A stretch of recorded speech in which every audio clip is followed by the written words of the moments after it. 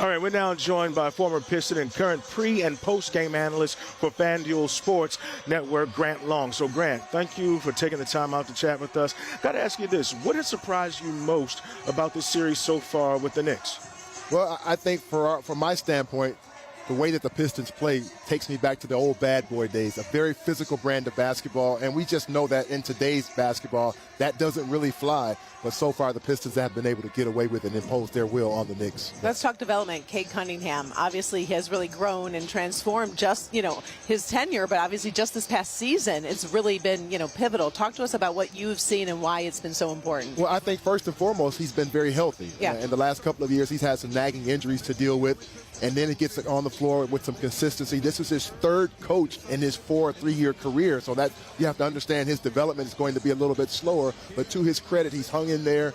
He became an all-star for the first time this year.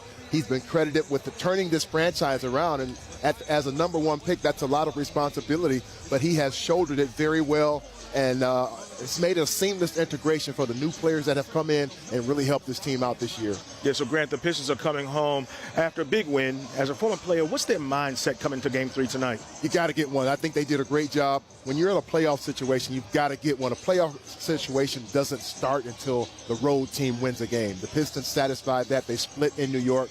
Now it's time to come home. You've got the home court advantage. Take care of business here. It is important to win, but it's more important to play well, because if you play well first, you have an opportunity to win. Give me some insight in the physicality tonight in Detroit with these fans, because the fans are going to bring it. It's important. Again, this is the first game that we've had here in Detroit in a long, long time. So the fans are going to be into it. They've got the fan fest going outside. So you have to channel that energy. You have to take the energy that's already in the building and let it catapult you off into a great start, not fall behind in the first quarter. Use the noise, the fans, against the New York Knicks tonight. Make it as rowdy as possible. And, again, take advantage of it. Channel that energy in the right direction. So that's one of the keys to victory. Any others?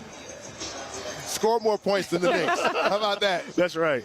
I know they were just talking about whether or not Isaiah was playing. That was supposed to be coming out in a couple of minutes. I don't think that was announced, but how pivotal is his presence tonight? He's been instrumental in defense, on the defensive side of the ball. When I talk about a physical presence on defense, it starts with he and Jalen Duren. So to have Isaiah Stewart missing is really going to hurt this team, but they were able to play well without him in New York. So it stands to reason that they're going to play well here at home with the energy and the excitement.